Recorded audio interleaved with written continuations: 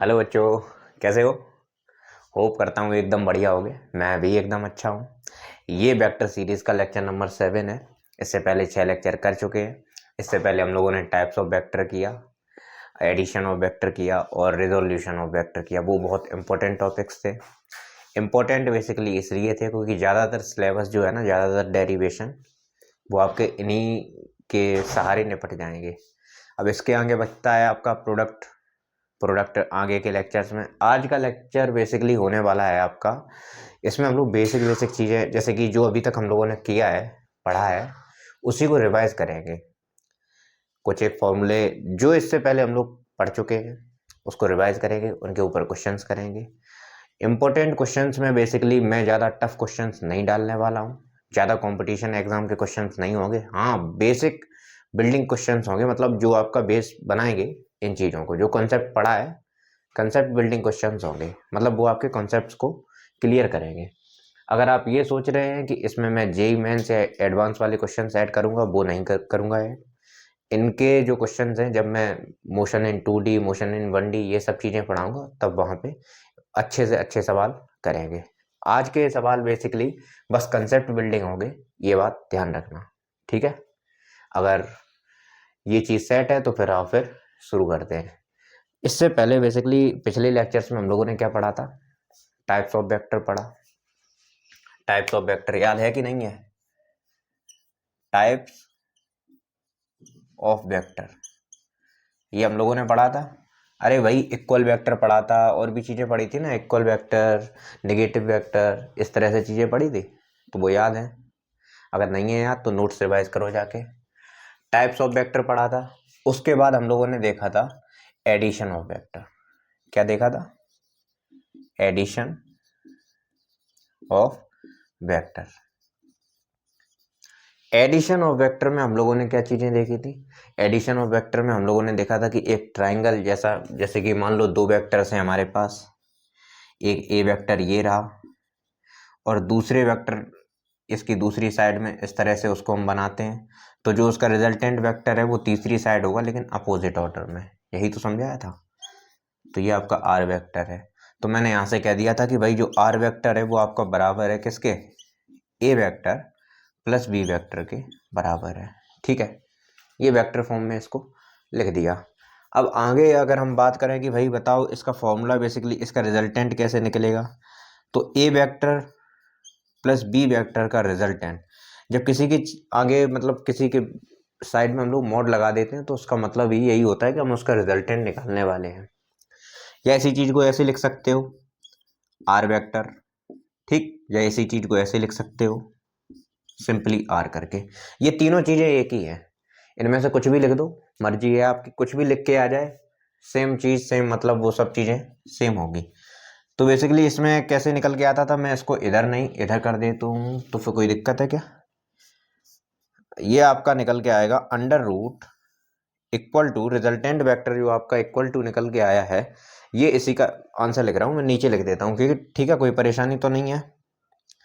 ए square plus B square plus 2ab cos theta.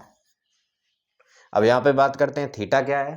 तो theta है basically ये आपका दो एंगल्स के बीच का, दो वेक्टर्स के बीच का एंगल। इसी को बेसिकली हम ऐसे भी तो बनाते हैं, अगर इसको बनाना चाहो तो ऐसे भी बना सकते हो। ये आपका बी वेक्टर, ये है आपका ए वेक्टर, ये है आपका आर वेक्टर। इसको मैंने पैरेलली शिफ्ट करके यहाँ रख दिया। ये आपका आर वेक्टर बन गया, ये आपका ए वेक्टर बन गया, ये आपका बी वेक्टर बन गया। इनके बीच में जो एंगल है वो थीटा है। और ये चीज़ ध्यान रखना भाई, ये चीज़ ध्यान रखना कि ये जो एंगल है ये इसको बीटा कहेंगे, ठीक है? तो टेन बीटा आपका किसके बराबर आएगा? टेन बीटा बराबर, मैंने इसका फॉर्मूला भी बताया था, टेन बीटा बराबर आपका होगा B sine theta, sorry B cos theta. क्या हुआ? चलो बी साइन थीटा, यहाँ से कंपोनेंट बना देते हैं ना ऐसे, ये आपका बी साइन, यहाँ से कंपोनेंट बना देते, ये आपका बी साइन थीटा होता था, ये कंपोनेंट बी साइन थीटा, ये कंपोनेंट बी कॉस थीटा, ठीक? तो परपेंडिकुलर अपॉन हाइपोटेनियस, यानी कि बी साइन थीटा अपॉन ए प्लस बी कॉस थीटा, ठीक? क्लियर है? क्लियर है, ये चीज़ें बताई थी, ये चीज़ें क्लियर है। ये आपका मैग्नीट्यूड निकाल दिया उसी वेक्टर का, ये आपका डायरेक्शन निकाल दिया उसी वेक्टर का। ठीक है, बात क्लियर है एकदम।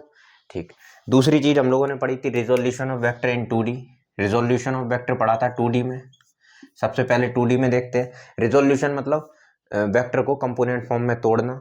ठीक है, पढ़ा था ना, एक्स वाई जेड में तोड़ना, एक्स वाई में तोड़ना। एक्स वाई में तोड़ते हैं तो फिर वो 2D हो जाता है।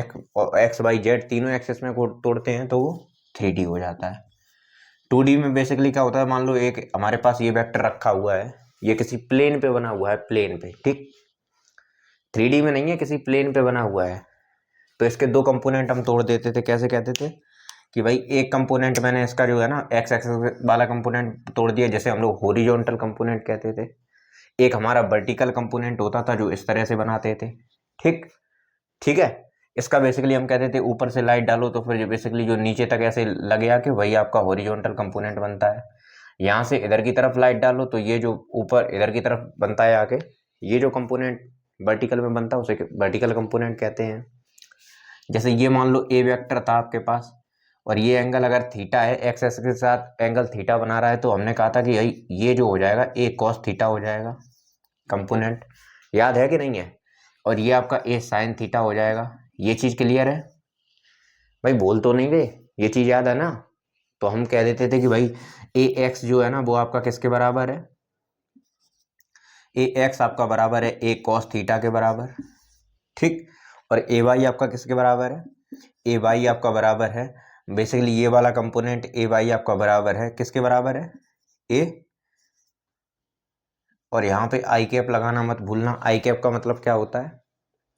X axis. ठीक है, और ये आपका बराबर है ए साइन थीटा के, और ये जे कैप। ठीक है, तो बेसिकली ए वेक्टर को मैं कैसे लिख सकता हूँ?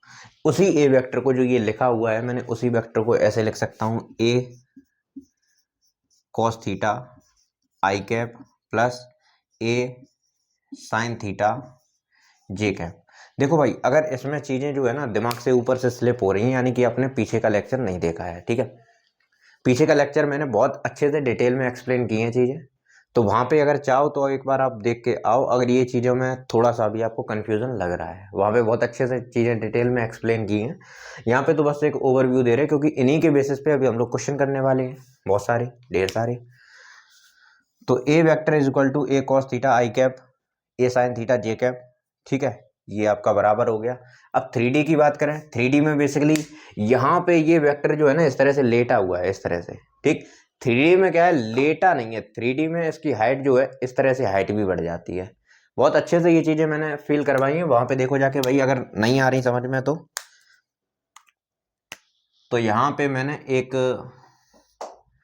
ये है हमारी एक्स एक्सिस, ये है हमारी वाई एक्सिस, और ये है हमारी जेड एक्सिस। ठीक, और ये रहा हमारा एक वेक्टर। ठीक, वेक्टर मान लो ए वेक्टर, इसको भी मैंने मान लिया ए वेक्टर। ठीक, ये एक्स एक्सिस के साथ जो एंगल बना रहा उसे अल्फा बोल दिया मैंने, वाई एक्सिस के साथ बीटा एंगल बना रहा, और जेड एक्सिस के साथ गामा एंगल बना रहा। ठीक, ठीक है, तो बेसिकली यहां से मैंने कहा था कि भाई ए एक्स जो कंपोनेंट है इसका मैंने क्या कहा था, ए एक्स कंपोनेंट है वो किसके बराबर होगा? ए कॉस, और जो एक्स एक्सिस के साथ एंगल बना रहा वो अल्फा। ए वाई कंपोनेंट किसके बराबर होगा? ए कॉस बीटा। ए जेड कंपोनेंट किसके बराबर होगा? ए कॉस गामा। इसी तरह से मैंने कहा कि भाई ए वेक्टर पूरा का पूरा आपका किसके बराबर होगा? ये आई कैप जे कैप के कैप लगाना मत भूलना, आई कैप जे कैप के कैप। ठीक, तो ए वेक्टर आपका बराबर होता है ए एक्स प्लस ए वाई, ए एक्स वेक्टर प्लस ए वाई वेक्टर प्लस ए जेड वेक्टर। ठीक है, क्लियर है? क्लियर है भाई?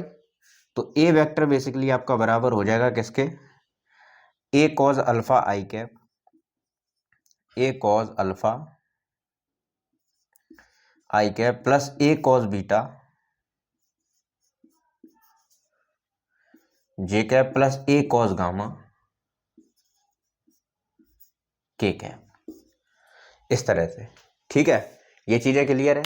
ये चीजें क्लियर है, याद है ये सारी चीजें? Very good.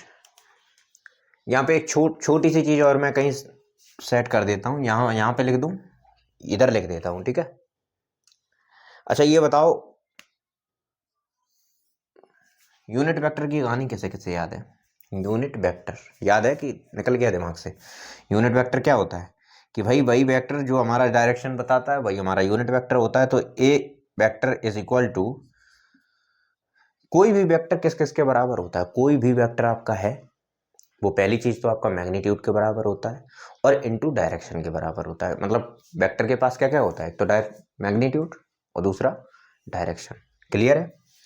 तो ए वेक्टर का मैग्नीट्यूड यानी कि इस तरह से, और इसकी डायरेक्शन को हम लोग एक कैप से, किसी की डायरेक्शन को अगर हमें डिफाइन करना है तो हम कैप लगा देते हैं, ऊपर टोपी लगा देते हैं, जैसे मैंने टोपी लगाई है, ठीक है। नहीं, मैं कोई डायरेक्शन नहीं बता रहा मैं बस ये बता रहा हूँ कि आपको जेई कैसे क्लियर करना है, किस तरह से कंसेप्ट क्लियर करने हैं, नीट कैसे क्लियर करना है, ये सारी चीज़ें। तो डायरेक्शन मैं भी बता रहा हूँ, ठीक है। अब चलना है कि नहीं चलना है वो तो आप समझो ठीक है। तो ए वेक्टर समझो भाई, A cap is equal to A vector upon A vector का मॉड। ठीक, चलना ही पड़ेगा, कोई और ऑप्शन नहीं है, ठीक। ए वेक्टर का मॉड, इस चीज में अगर आपको कोई कंफ्यूजन है, मैं अगेन फिर से कहता हूँ कि पीछे जाके चेक कर लो जाके, और अगर इसे नोट करना चाहो तो एक बार इसे नोट कर लो। फिर सवाल पे आते हैं। ये रहा पहला सवाल आपकी कंप्यूटर स्क्रीन पर। पहला सवाल पहले ध्यान से देखो और फिर समझो, दिमाग लगाओ। Find a vector whose magnitude is 7 and direction is, magnitude जिसका 7 है और डायरेक्शन है किसके? Parallel to resultant vector of A plus B. यानी कि हमें दो वेक्टर दे रखे हैं, ए वेक्टर और बी वेक्टर, इन दोनों का जो एडिशन या फिर रिजल्टेंट जो भी निकल के आएगा वो बेसिकली आपका, उसका जो डायरेक्शन होगा वो आपका पैरेलल होगा जो हमें वेक्टर निकालना है और जिसका मैग्नीट्यूड 7 है। थोड़ी सी टेढ़ी बात हो गई, अब सीधे करते हैं इसे। सबसे पहले तो हमें देखो भाई, पहली चीज तो चाहिए रिजल्टेंट वेक्टर ऑफ दिस, क्योंकि सबसे पहला स्टेप तो वही है। तो resultant vector R vector is equal to, मैंने कह दिया R vector is equal to A vector plus B vector. हमने दो फॉर्मूले पढ़े थे रिजल्टेंट वेक्टर निकालने के, दो फॉर्मूले, एक तो ये सीधा फॉर्मूला था और दूसरा हम लोग क्या देखते थे कि रिजल्टेंट वेक्टर सबसे पहले रिजल्टेंट निकालते थे किसी वेक्टर का, रिजल्टेंट निकालते थे। अब ये भी तो एक फॉर्मूला था ना, ये हमने बताया था, is equal to under root. अच्छा ये चीज वैसे क्वेश्चन के लिए जरूरी तो नहीं है लेकिन कंसेप्ट के लिए बता रहा हूँ, under root A square plus B square plus 2ab cos theta. अब सवाल ये आता है कि सर इसमें ना तो रिजल्टेंट दे रखा है कि ए का भाई रिजल्टेंट, वहां पे चीजें ऐसी इस तरह से दे रखी थी कि एक हमारे पास 8 है और एक हमारे पास वेक्टर, ये 8 है वेक्टर और ये 3 है और इसके इनके बीच में डायरेक्शन है वो 30 डिग्री है। इस तरह से जब चीजें दे रखी थी तो फिर तो मैंने कह दिया कि ठीक है भाई ये फॉर्मूला आप लगा लो, ये दोनों फॉर्मूले, ठीक है। बी साइन थीटा अपॉन ए प्लस बी कॉस थीटा। जब इस तरह से चीजें दे रखी होती थी तो मैंने कहा कि भाई ये वाला फॉर्मूला आप ट्राई कर लो, ये वाला लगाओ, ठीक है। लेकिन अब समस्या क्या है, इस तरह से चीजें दे रखी हैं, इस तरह से। तो ये फॉर्मूला जो मैंने स्टार्टिंग में लिखा था ये कोई मजाक मजाक में नहीं लिखा था, ये बेसिकली इसी तरह की जब चीजें जो आई कैप जे कैप के कैप की फॉर्म में दी होती हैं उन्हीं को सॉल्व करने के लिए, डायरेक्टली सॉल्व करने के लिए इस तरह से ये वाला फॉर्मूला हम लोग डायरेक्टली अप्लाई करेंगे। इसको मैं बिगाड़ देता हूँ, इसको बिगाड़ देता हूँ, इसका कोई काम नहीं है। बेसिकली बस इतना बता दिया कि इसका इस्तेमाल कहाँ होता है, ये फॉर्मूले का इस्तेमाल कहाँ होता है और वो वाले इस वाले फॉर्मूले का इस्तेमाल कहाँ होता है। इस चीज़ को समझना बहुत ज़रूरी है क्योंकि ये चीज़ भी कहीं ना कहीं थोड़ा बहुत कन्फ्यूज़न डालता है दिमाग में कि दो दो फॉर्मूले हैं, इस फॉर्मूले का काम क्या होता है, ये होता है। तो R vector is equal to A vector plus B vector, सबसे पहले हमने रिजल्टेंट वेक्टर निकाला, इन दोनों वेक्टर को ऐड करो भाई, डायरेक्टली ऐड करेंगे, देखना आई कैप प्लस 4 जे कैप माइनस 2 के कैप, ठीक, प्लस 3 आई कैप माइनस 5 जे कैप प्लस के कैप। डायरेक्टली ऐड करो, इसको डायरेक्ट ऐड करो। आई कैप वालों को एक साथ ऐड कर दो, जे कैप वालों को एक साथ ऐड कर दो, के कैप वालों को। ठीक है, तो इनको ऐड किया मैंने, 4 आई कैप आया।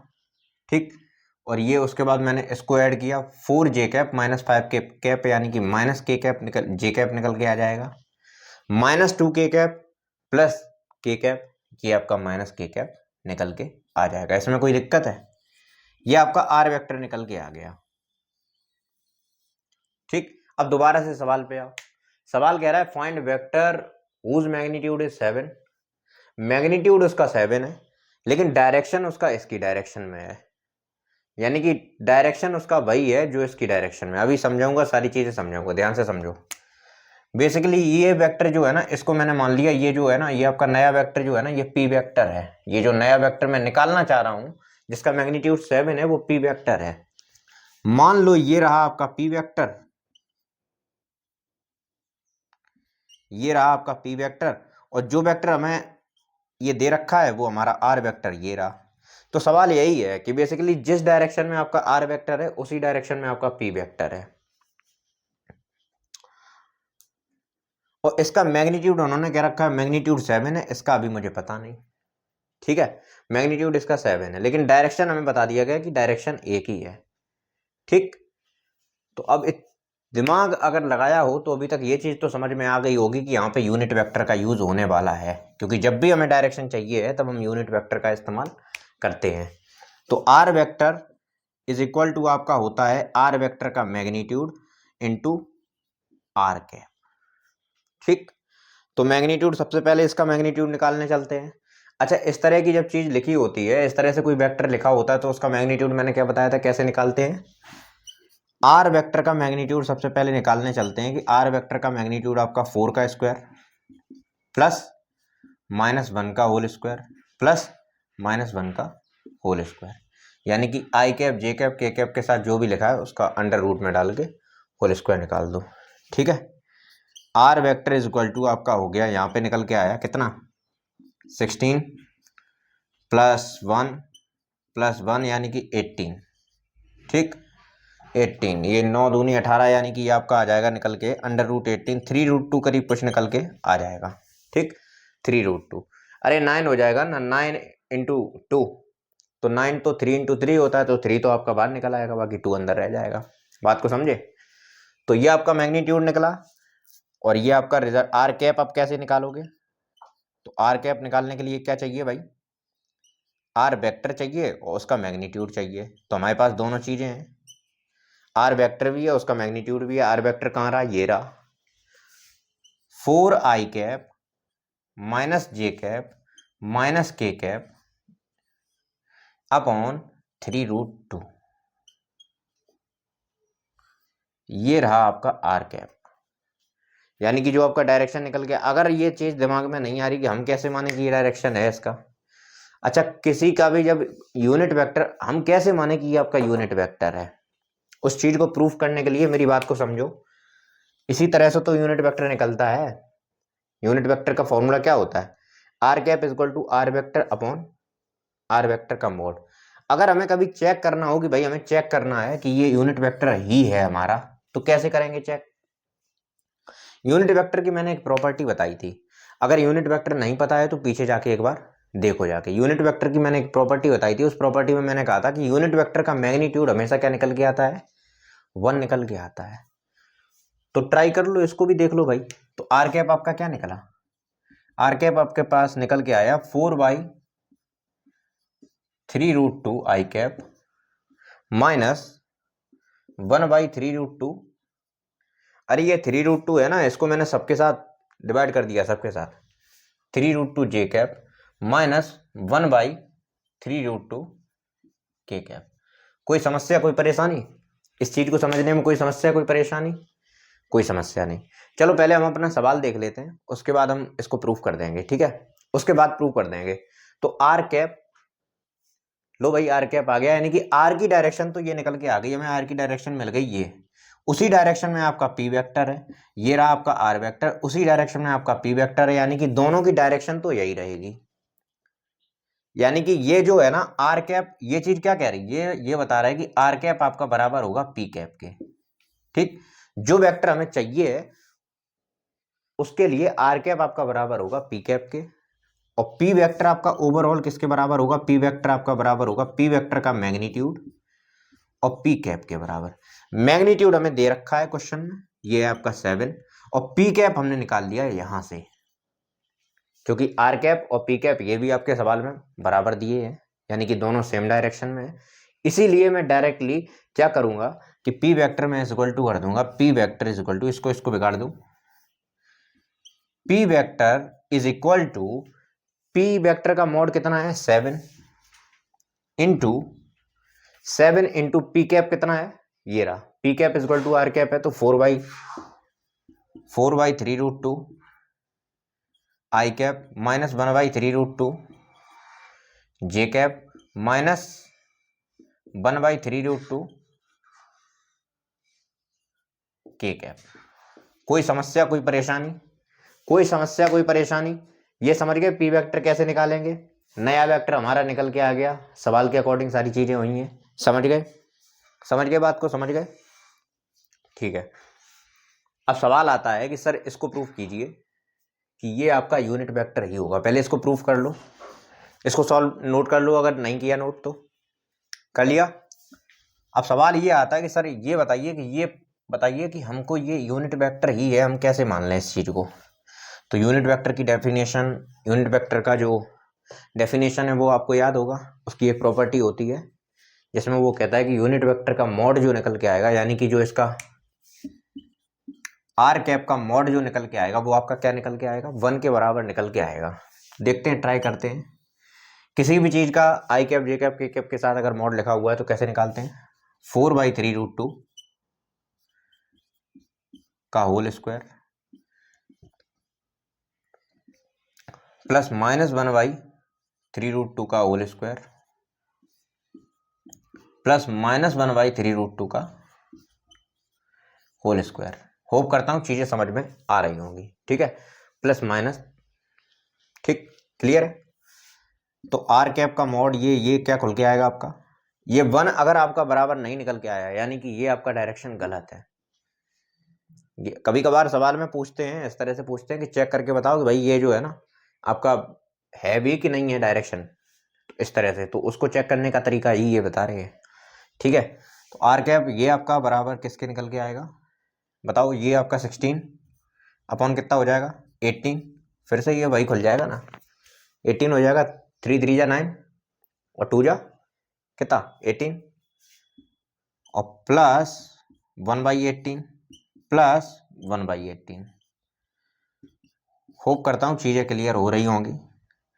तो ये सब में 18 18 है, मैंने सबके साथ 18 18 कर दिया, उसके बाद 16 +1 +1, ये आपका ओवरऑल 18/18 निकल के आ गया, आपस में कट गया, ओवरऑल आपका 1 निकल के आया। तो देख रहे हो आर कैप जो आपका लिखा हुआ है उसका मैग्नीट्यूड आपका कितना निकल के आया 1। कितना भी टेढ़ा मेढ़ा लिखा हो, कितना भी टेढ़ा मेढ़ा लिखा हो, यूनिट आपका जो है ना वो मॉड जो है वो आपको 1 ही निकल के आना चाहिए, रिजल्टेंट हमेशा 1 निकल के आना चाहिए, तभी वो डायरेक्शन यानी कि आर कैप होगा आपका, ठीक है। चलो इसे नोट कर लो, नोट कर लो, फिर आगे बढ़ते हैं। प्रस्तुत है आपके सामने एक अच्छा सवाल, फिर से एक अच्छा सवाल, इसको ट्राई करो। सवाल क्या कह रहा है, A vector x is added to resultant vector of A vector and B vector, यानी कि 2 वेक्टर है हमारे पास, ए वेक्टर और बी वेक्टर, उनके रिजल्टेंट वेक्टर के साथ जैसे ही मैंने x वेक्टर को ऐड किया तो होता क्या है, to give unit vector along x axis. तो x वेक्टर और मान लो इनका रिजल्टेंट वेक्टर r वेक्टर, यानी कि x vector plus r vector आपका निकाल के क्या दे देता है, unit vector along x axis. अब unit vector along x axis को अगर यहाँ पे सीन आपको पता है कि क्या होता है, जिसको यूनिट वेक्टर, जिसको ये बात पता है वो सवाल लगा ले जाएगा, unit vector along x axis क्या होता है, ये चीज तो इतने बार बता चुके हैं, क्या बताएं, तो आई कैप होता है। अब जो जिसको ये चीज पता है, अब ये सवाल में कुछ रह ही नहीं गया, बस इतना ही दिमाग लगाना था यहाँ पे, तो बस इतना ही दिमाग लगाना था और कुछ रह ही नहीं गया।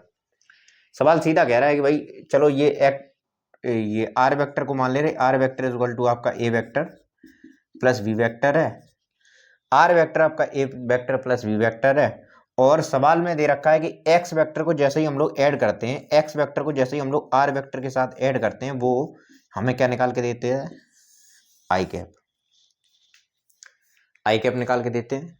ठीक है, तो आई कैप निकाल के देता है, तो फिर भाई हमें एक्स वेक्टर चाहिए कि फाइंड एक्स वेक्टर, तो एक्स वेक्टर आपका R vector minus I cap के बराबर हो जाएगा। अब कुछ इस सवाल में बचा नहीं, सच में कुछ नहीं बचा, कर ले जाओ, अभी भी वीडियो पॉज करके कर दो, मेरा तो काम है, मुझे करना पड़ेगा पूरा, कर दो भाई।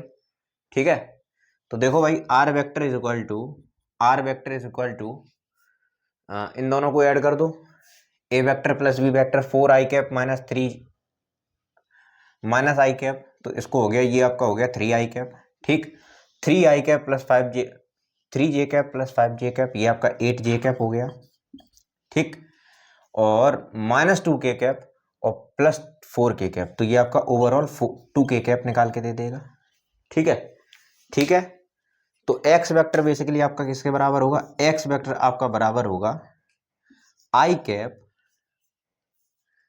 ये गलती हो गई भाई, ये यहाँ पे छोटी सी गलती होगी, छोटी सी गलती ये है कि आर वेक्टर जब उधर पे जाएगा तो ये आपका आई कैप माइनस आर वेक्टर होगा। ठीक है भाई, आई कैप माइनस आर वेक्टर। ठीक है, तो आई कैप माइनस आर वेक्टर आपका ये निकल के आया 3 आई cap plus 8 J cap plus 2 K cap. ठीक, कॉन्सेप्चुअल सवाल था, वो अच्छा सवाल था, लेकिन था कुछ नहीं। ठीक है, खोदा पहाड़ निकली चुइया, वही वाला सीन था। ठीक है, तो आई कैप माइनस 3 आई cap minus 8 J cap minus 2 K cap. देखो आई कैप का रिश्ता जे कैप के कैप के साथ तो कुछ भी नहीं बनना है। ठीक है, कुछ नहीं होना है, तो X vector is equal to आपका हो जाएगा माइनस 4 के I cap minus 8 J cap minus 2 K cap. Clear है, क्लियर है, कोई दिक्कत इसमें, इसको समझने में कोई दिक्कत नहीं, इसे नोट कर लो जल्दी से, अगला सवाल फिर देता हूं। चलो ये सवाल ट्राई करो, ये सवाल तो हलवा है, हलवा, देखो उठाओ और खा लो, है ही नहीं कुछ इसमें। ए वेक्टर प्लस बी वेक्टर निकालना है सिंपली।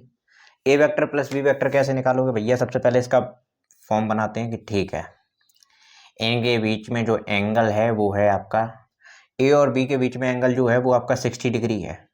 ठीक, तो सबसे पहले मुझे ए वेक्टर, ए प्लस बी वेक्टर का मॉड निकालना है। कैसे निकालेंगे भाई, बताओ बताओ बताओ, कैसे निकालेंगे।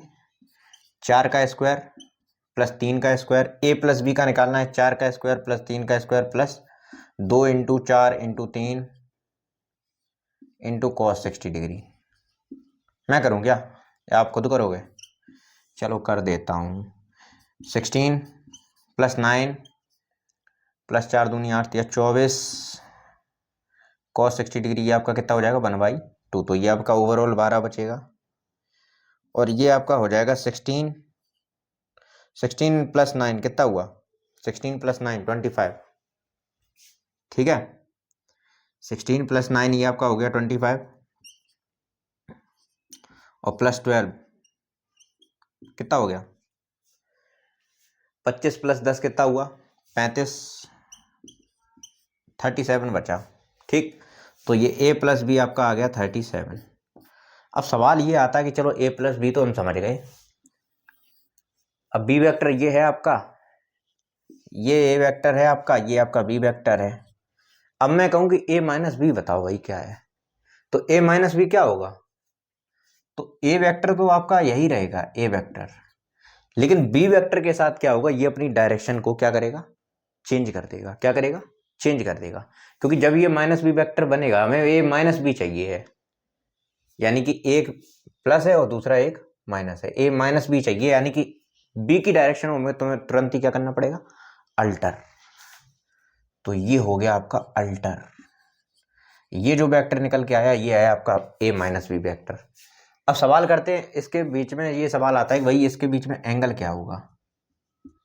देखो इसको करने का दो तरीका है, आप चाहो तो ऐसे कर दो a minus B vector simply, इसका मैं फॉर्मूला बताऊं सिंपली, ये होता है, एक होता है कंसेप्ट से करो, एक होता है फॉर्मूले से डायरेक्ट कर लो, लेकिन रटने का कोई मतलब नहीं है ना।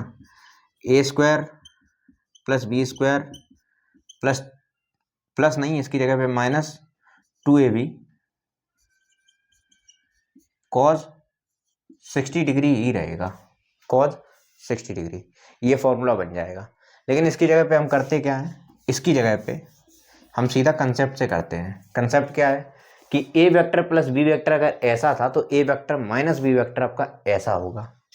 ठीक, ये एंगल अगर आपका 60 डिग्री था तो ये एंगल आपका 120 डिग्री हो जाएगा। अब तो सवाल में कुछ बचा ही नहीं। इसका मैग्नीट्यूड हमें पता है, इसका मैग्नीट्यूड है 3, इसका मैग्नीट्यूड है 4, तो निकाल दो भाई। 4 का स्क्वायर प्लस 3 का square plus 2 into 4 into 3 into, इस पिछली बार एंगल जो था वो cos 60 डिग्री था, इस बार एंगल है आपका cos 120 डिग्री। कुछ है ही नहीं सवाल में, कुछ है ही नहीं, cos 120 डिग्री। ठीक, तो cos 120 डिग्री ये आपका माइनस 1/2 निकाल, ये cos 120 डिग्री आपका मैं कई बार बता चुका हूँ माइनस 1/2 होता है। ठीक है, तो इससे ये गया, फाइनली आपका निकाल के दे देगा क्या, ये माइनस का 12, 16 प्लस 9 माइनस 12। ठीक, 16 माइनस 12 कितना बचा, 4 और 9 4 13 अंडर रूट 13। बात को समझ गए, समझ गए बात को। चलो नोट कर लो, इसे नोट कर लो। फिर अगला सवाल, ये रहा एक अच्छा सवाल। अच्छा इसलिए कह रहा हूँ क्योंकि इस तरह के सवाल अभी आपने देखे नहीं है। हालांकि ये बहुत बेसिक सवाल है, जब मोशन इन 2D हम लोग पढ़ते हैं तब ये बहुत ज़्यादा इसके सवाल आते हैं, फिर मज़ा आ जाता है, वहाँ पे करने में बहुत ज़्यादा मज़ा आता है। ये बेसिक सा सवाल है, इसे पहले ट्राई करो एक बार। कर लिया, कर लिया, मैं करूँ, चलो ठीक है। सवाल क्या है, सवाल समझो।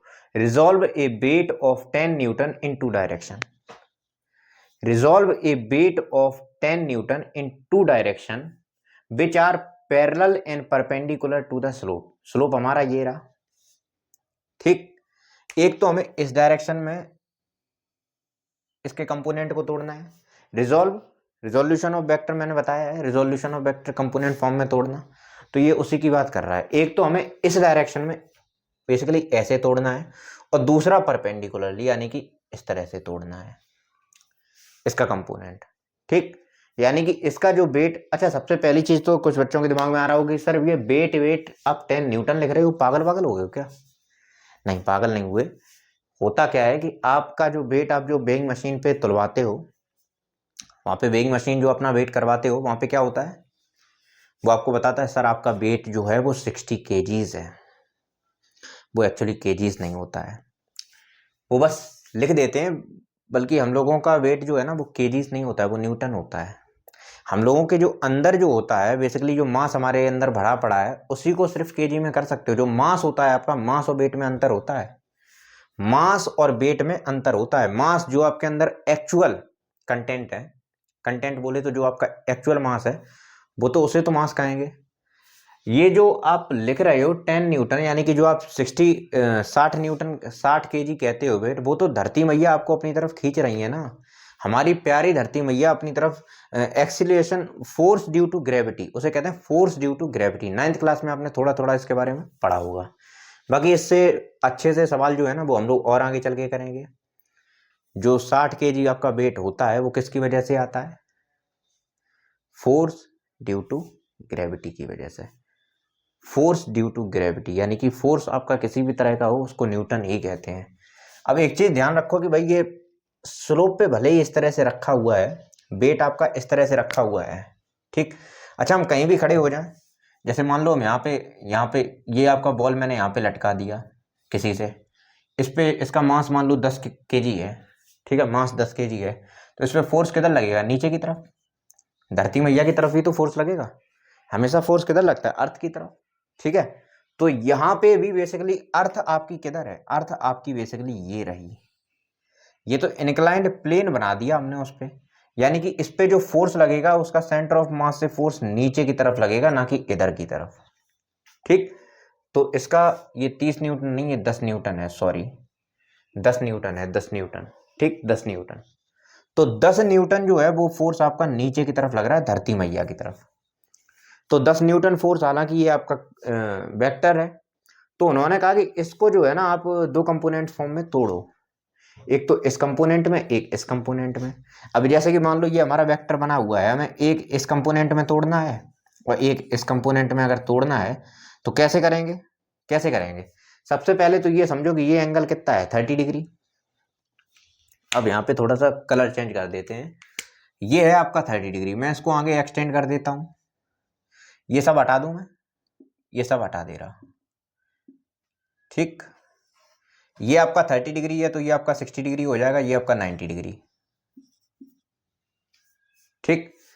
अब अगर आप ध्यान से देखो, अगर आप इस चीज को ध्यान से देखो, इस चीज को, तो ये भी तो आपका 90 डिग्री का एंगल है, यानी कि इस पूरे के बीच में एंगल क्या होगा, 90 डिग्री। अगर ये अकेला आपका इतना इतना अगर आपका 60 डिग्री है तो ये आपका क्या हो जाएगा, 30 डिग्री। यानी कि ये एंगल आपका क्या हो जाएगा, मैं उसी चीज को यहां पे लिख रहा हूं, 30 डिग्री। क्या हो जाएगा, 30 डिग्री। यानी कि जो आपका वेट आपका यहाँ पे रखा हुआ है 10 न्यूटन आपका नीचे की तरफ जा रहा है, तो जो 30 डिग्री एंगल है जो इसके साथ ये 30 डिग्री एंगल बना रहा है, ये आपका क्या हो जाएगा। अब ये वाली कहानी याद करो जरा, ये वाली कहानी कि ये आपका ये कुछ इस तरह से अगर मैं घुमा के इसको इसको ऐसे ऐसे घुमा के ऐसे रख दूं तो ये आपका 10 न्यूटन है और ये आपका 30 डिग्री है, तो ये क्या होगा आपका 10 cos 30 और ये क्या होगा 10 sin, सॉरी 10 sin 30 डिग्री, यही तो होगा। एक कंपोनेंट जो बेसिकली एंगल के साथ वाला कंपोनेंट है उसे हम 10 cos 30 डिग्री कहते हैं, जो उससे एंगल से दूर वाला है उसे 10 sin 30 डिग्री कहते हैं। तो लो भाई टूट गया कंपोनेंट फॉर्म में, 10 cos 30 डिग्री और 10 sin 30 डिग्री। अगर समझ नहीं आया तब भी कोई दिक्कत नहीं है। cos 30 डिग्री बताओ भाई, cos 30 डिग्री क्या होगा, cos 30 डिग्री की वैल्यू √3/2, sin 30 डिग्री की वैल्यू 10/2, यानी कि ये आपका 5 हो जाएगा, ये आपका 5√3 हो जाएगा, कट पिट के 5√3। यानी कि इसके मैंने दो कंपोनेंट तोड़ दिए, एक हो गया आपका 5√3 और एक हो गया आपका 5 जो इस डायरेक्शन में है और 5√3 आपका इस डायरेक्शन में लग रहा है। होप करता हूँ सवाल आपको समझ में आ गया होगा। अगर ये नहीं भी आया तब भी कोई दिक्कत नहीं, इसको मेरा यहाँ रखने का पर्पज सिर्फ इतना सा था कि ये दिमाग में आपके सेट हो जाए थोड़ा सा, मतलब आगे चल के चीज़ आएगी तब तक ये दिमाग में आपके एडजस्ट हो जाएगा। वैसे ये ज़्यादा टफ नहीं है तो समझ में आ गया होगा, ठीक है। यहीं पे ये आपका लास्ट क्वेश्चन है, इसके बाद क्वेश्चन जो भी होंगे वो मोशन इन 1D और मोशन इन 2D में करवाएंगे बस, ठीक है। बेस्ट ऑफ लक, पढ़ाई करते रहो।